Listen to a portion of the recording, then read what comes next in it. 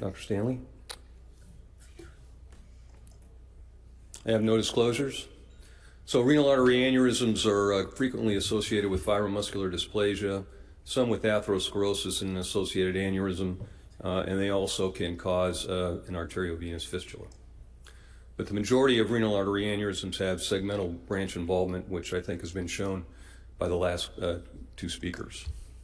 Now, the management techniques that are available: endovascular, coils, plugs, stents, stent grafts, and then open reconstructions, which I'll highlight the ex vivo reconstruction later.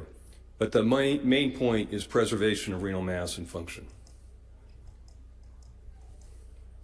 And why is that important? Because we do obligatorily lose renal function as we age, and the loss of renal mass may be very important for individuals that hit the 6th and 7th decade of life. And renal artery aneurysms occur usually in young women with an otherwise normal life expectancy. These are the endovascular tools that are available. CT overlay registration does reduce floor time and contrast and shortens the procedure. You need long sheaths. Tour guide sheaths are very, very helpful. Exchange length wires, and then the coils, the detachable, retractable coils have been a big advance in this.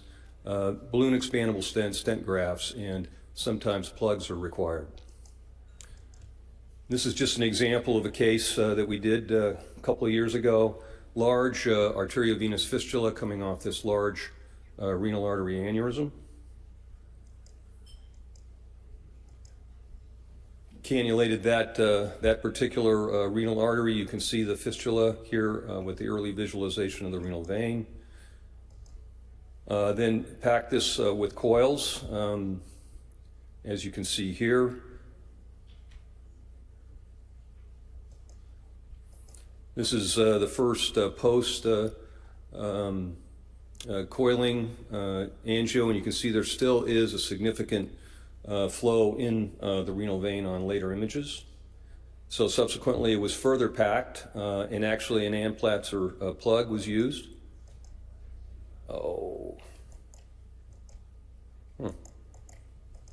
Anyway, there's no fistula, there's no renal vein imaged following those coils, and this is the final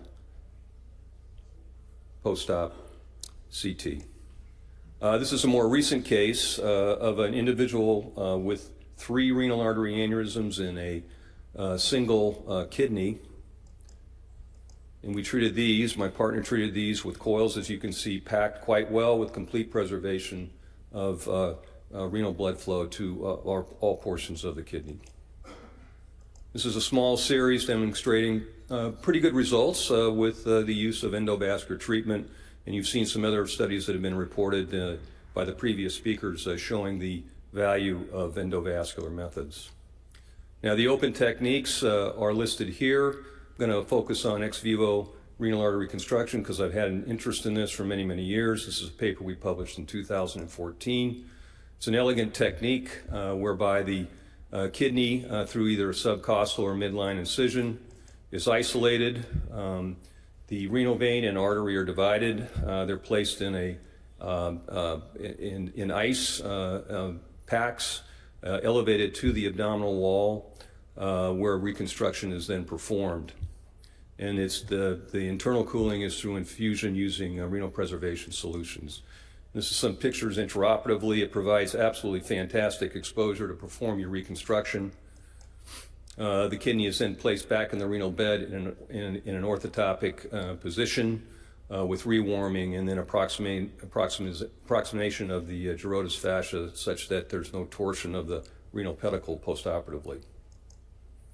And this is just an intraoperative picture of the renal artery graft. And in our series, we had very nice preservation of renal function long term. This is up to 5 years follow-up, as well as estimated GFR, and preservation of renal mass as well. So in conclusion, with the current technology, I think really most of these renal artery aneurysms can be treated with endovascular techniques. But those that are not amenable, I would suggest that the ex vivo technique really provides an elegant way to revascularize the kidney and preserve renal function. The key principle for all of this is preservation of renal mass and function. Thank you.